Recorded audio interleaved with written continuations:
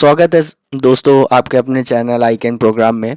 हम लोग web designing के ऊपर HTML के ऊपर सीरीज़ कर रहे हैं। HTML के ऊपर हम लोगों ने बहुत सारे टैग्स को पढ़ लिया है और अभी हम लोग बहुत सारे टैग्स को पढ़ना जानेंगे। लास्ट टैग में हम लोगों ने पढ़ा था लास्ट वीडियो में कि किस तरीके से एक वेब पेज को किसी दूसरे वेब पेज के साथ में लिंक करते हैं, एक्सटर्नल लिंकिंग क्या होती है और इंटरनल लिंकिंग क्या होती है। अगर आपने वो वीडियो नहीं देखा है तो आप जा कर के हमारे डिस्क्रिप्शन बॉक्स में मैंने उसका लिंक दे रखा है और ऊपर आई बटन पे भी इसका जो है लिंक आ रहा है, तो कृपया वहाँ पे जा कर के इस वीडियो को ज़रूर देखिएगा। और अगर आप हमारे चैनल को सब्सक्राइब करना ना भूलें, और अगर आपको आसान भाषा में HTML पढ़ रहे हैं आप, तो अपने दोस्तों तक भी इसको ज़रूर पहुंचाएं, शेयर ज़रूर करें, क्योंकि मैं चाहूँगा कि ज़्यादा से ज़्यादा इस वीडियो को लोग देखें ताकि लोग ज़्यादा से ज़्यादा सीख सकें। तो चलिए शुरू करते हैं हम लोग आज का वीडियो। आज का वीडियो में हम लोग जानेंगे कि किस तरीके से हम लोग जो है HTML में टेबल क्रिएट करते हैं। टेबल एक बहुत इम्पॉर्टेंट कॉन्सेप्ट होता है और इनफैक्ट ना केवल वेब डिज़ाइनिंग में ही, एक वेबसाइट डिज़ाइन में इनफैक्ट आई थिंक वो हमारे 10th 12th और जो ग्रेजुएशन लेवल के HTML होती है उसमें भी HTML और जितने भी पोर्शन होता है HTML का अगर आता है वो, तो उसमें बहुत इम्पॉर्टेंट होता है वो। तो इस वजह से उस पॉइंट ऑफ व्यू से भी बहुत इम्पॉर्टेंट है टेबल HTML के अंदर। तो टेबल कैसे बनाई जाती है HTML के अंदर, वो आज हम लोग पूरा डिस्कस करेंगे और देखेंगे। तो सबसे पहले चलते हैं हम लोग अपने सबलाइम टेक्स्ट की तरफ। सबलाइम टेक्स्ट में हम लोग लिखेंगे यहाँ पर HTML। तो वैसे हमारा बेसिक फंडामेंटल स्ट्रक्चर ओपन हो जाएगा HTML का। देन हम लोग यहाँ पे टाइटल में देते हैं टेबल टेबल और हम लोग बॉडी में हम लोग क्रिएट करेंगे टेबल। तो टेबल बनाने के लिए एक टैग होता है टेबल टैग। टेबल टैग एक कंटेनर टैग है, इसका ओपनिंग ब्रेसेस और ओपनिंग टैग और क्लोजिंग टैग दोनों होता है। तो इस वजह से ये हमारा टेबल एक कंटेनर टैग होता है। टेबल क्योंकि एक कई सारी रोज और कई सारी कॉलम्स में डिवाइड होता है, तो इस वजह से हम लोग रो सबसे पहले एक रो क्रिएट करते हैं। देन उसमें हम लोग जितनी भी सेल्स क्रिएट करनी होती है देन वो हम लोग सेल्स क्रिएट करते हैं। तो इस तरीके से रो सेल क्रिएट करके हम लोग एक टेबल को क्रिएट करते हैं। तो सबसे पहले अगर हमें एक रो क्रिएट करनी है तो हम लोग एक टैग देते हैं TR टैग, और TR टैग भी एक कंटेनर टैग होता है। इस वजह से उसको इसका ओपनिंग टैग और क्लोजिंग टैग दोनों होता है। तो यानी कि सबसे पहले हम लोग टेबल टैग लेते हैं क्योंकि हम लोग टेबल क्रिएट करने जा रहे हैं। टेबल के अंदर हम लोग पहली रो क्रिएट करने जा रहे हैं। तो रो क्रिएट करने के लिए हम लोग TR टैग देंगे, ये भी एक कंटेनर टैग होता है। ओपनिंग और क्लोजिंग दोनों तरीके के इसमें टैग होते हैं। और उसके अंदर हम लोग देंगे एक सेल क्रिएट करेंगे TD करके हम लोग एक सेल क्रिएट करेंगे, ये भी एक कंटेनर टैग है। इसमें हम लोग लिख देते हैं X। TD में हम लोग वो लिखेंगे जो कि हम लोगों को सेल के अंदर हम लोग को लिखना है। तो इसको सेव करते हैं और एक रो और क्रिएट कर लेते हैं, एक कॉलम और क्रिएट कर दें TD से, और देन इसमें हम लोग लिखते हैं Y और इसको हम लोग सेव करेंगे। सेव करके आउटपुट देखते हैं कि किस तरीके से आता है। सेव किया और हम लोग यहाँ पर इसको हम लोग डेस्कटॉप के ऊपर HTML फोल्डर पे हम लोग यहाँ पर इसको सेव करेंगे।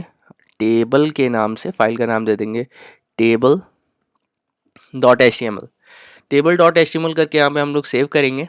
देन हम लोग फोल्डर में जाएंगे डेस्कटॉप में, और देन हम लोग HTML फोल्डर में जाएंगे और टेबल डॉट HTML को ओपन करेंगे। तो क्योंकि हमारा बाय डिफ़ॉल्ट ब्राउज़र क्रोम है तो इसलिए क्रोम पर ओपन होगा। और यहाँ पे देखिए, यहाँ पे दो चीज़ें लिख गई, एक X लिख गया, एक Y लिख गया। ये एक सिंगल रो में है। अगर आपको टेबल का कॉन्सेप्ट समझ में नहीं आ रहा है तो यहाँ पे हम लोग थोड़ा सा विस्तार से समझेंगे कि किस तरह से टेबल ये क्रिएट हो रही है। तो क्योंकि हमें सबसे पहले क्रिएट करना था टेबल, तो इसलिए हमने टेबल टैग दी। टेबल के अंदर हमने पहली रो बनाई। रो क्योंकि एक हॉरिजेंटल ऑब्जेक्ट होता है, तो हमने हॉरिजेंटल रो क्रिएट की है और उसके अंदर दो सेल दिए हुए हैं, एक दे रखा है X और एक दे रखा है Y। तो उसका आउटपुट हमारा कुछ इस तरीके से आ रहा है XY। क्योंकि अभी ज़्यादा आपको समझ में इसलिए नहीं आ रहा होगा क्योंकि यहाँ पर अभी टेबल का बॉर्डर नहीं आ रहा है। तो बॉर्डर देने के लिए हम लोग इसका बॉर्डर एट्रीब्यूट देंगे और वहाँ पे हम लोग 5 पिक्सल्स का बॉर्डर क्रिएट कर देंगे। देन हम लोग इसे सेव करेंगे। सेव करके हम लोग यहाँ पर ब्राउज़र पे जाएंगे और हम लोग देखेंगे तो टेबल में हमारे पास एक ये सिंगल रो है और सिंगल रो में 2 कॉलम क्रिएट हुए हैं, एक एक्स क्रिएट हुआ है और एक वाई क्रिएट हुआ है। ओके, तो इस तरीके से हम लोग क्रिएट करते हैं। अगर हमें इसी तरह से एक और हमें सेल चाहिए, एक और हमें कॉलम चाहिए, तो हम लेंगे एक टी डी और लगाएंगे, वहाँ पे हम लोग लिख देंगे जेड और इसको सेव कराएंगे। सेव कराने के बाद में हम लोग फिर से ब्राउज़र पे जाएंगे, ब्राउज़र पे देखेंगे और देखिए यहाँ पर एक सेल हमारी और बढ़ गई है और वो है जेड। इस तरीके से एक सिंगल रो के अंदर जितने भी हमें मल्टीपल्स सेल्स चाहिए होंगे, उतने ज़्यादा हम यहाँ पर टी डी लगा करके उस सेल को क्रिएट कर सकते हैं। अगर हम लोगों को नई रो चाहिए है तो ये जहाँ पर हमारा टी आर टैग क्लोज हुआ है वहीं पर एक नया टी आर टैग देंगे और उस टी आर टैग के थ्रू हम लोग एक नई रो क्रिएट कर लेंगे। हम लोग यहाँ पे नई रो और नई रो के अंदर फिर से हम टी डी देंगे और उस टी डी के अंदर हम लोग ए देंगे। ए दे करके हम इसे सेव कराएंगे। देन हम लोग इसे रिफ्रेश करेंगे तो हम लोग देख सकते हैं कि एक जो ए है वो हमारे एक नई रो में क्रिएट हुआ है। इसी तरीके से हम लोग इसी रो के अंदर हम लोग मल्टीपल सेल्स या मल्टीपल कॉलम्स हम लोग क्रिएट कर सकते हैं। टी डी के अंदर हमने बी दे दिया। देन इसी तरीके से हम लोग टी डी के अंदर हम लोग सी दे देंगे। तो इस तरीके से इस फाइल को सेव करा करके और हम लोगों ने सेकेंड रो में भी हम लोगों ने 3 कॉलम्स क्रिएट कर लिए, एक्स वाई जेड पहली रो में और ए बी सी दूसरी रो में। अगर इसी तरीके से अगर हमें तीसरी रो क्रिएट करनी होगी तो ये जहाँ पर हमारा टी आर क्लोजिंग टैग है उसके नीचे हम लोग जा करके एक टी आर टैग और दे देंगे,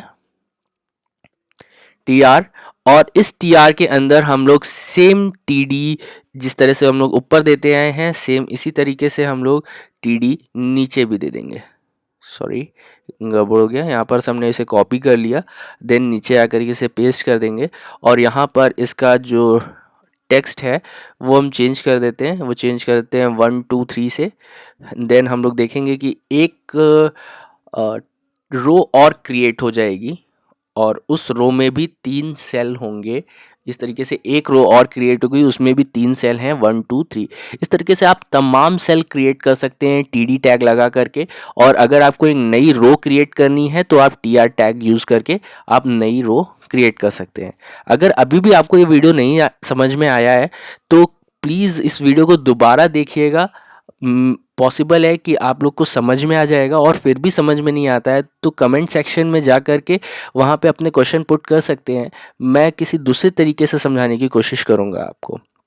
ओके, तो ये टेबल टैग थी जो कि HTML में बहुत ज़्यादा इम्पॉर्टेंट है डिज़ाइनिंग के लिए।